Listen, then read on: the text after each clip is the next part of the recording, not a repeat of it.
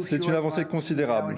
En quelques mois seulement, nous avons réussi à instaurer la paix entre l'Inde et le Pakistan, Israël et l'Iran, la RDC, le Rwanda, ainsi que dans quelques autres pays. Donald Trump est-il le grand faiseur de paix? Une image a marqué les esprits. Nous sommes le 27 juin dernier. Les ministres des Affaires étrangères du Rwanda et de la RD Congo sont là, côte à côte, dans le bureau ovale, après des années de guerre indirecte entre les deux pays. Depuis des mois, l'administration Trump met en avant ses succès diplomatiques. Cessez-le-feu entre le Pakistan et l'Inde, rapprochement historique entre l'Azerbaïdjan et l'Arménie après un conflit vieux de 30 ans, réconciliation du Cambodge et de la Thaïlande suite à un différend frontalier. Le président américain multiplie les actions diplomatiques tous azimuts. Bref, Donald Trump mérite-t-il le prix Nobel de la paix? Une chose est sûre, les soutiens ne manquent pas. Il a ramené la paix dans la région où la RDC et le Rwanda ont signé un accord. Je pense donc qu'il mérite le prix Nobel de la paix.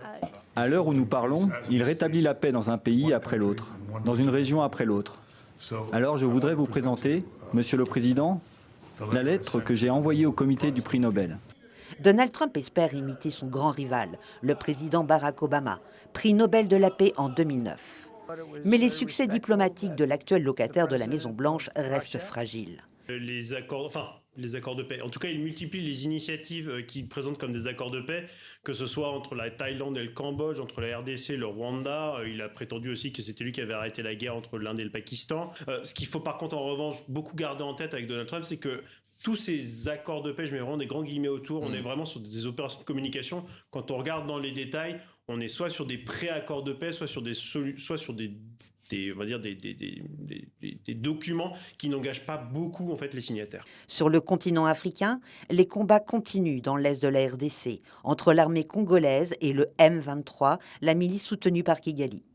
Dans le dossier de la guerre à Gaza, Donald Trump multiplie les déclarations de soutien à Israël, malgré le mandat d'arrêt émis par la Cour pénale internationale contre Benyamin Netanyahou.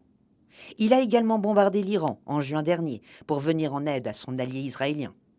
Le président américain avait promis la paix en 24 heures sur le front ukrainien. 6 mois plus tard, la guerre continue. Qu'importe, le président américain a encore le temps de prouver ses talents de négociateur et d'étoffer sa base de soutien. Il ne pourra pas être le prix Nobel de la paix pour l'année 2025, les candidatures étant closes depuis le 31 janvier.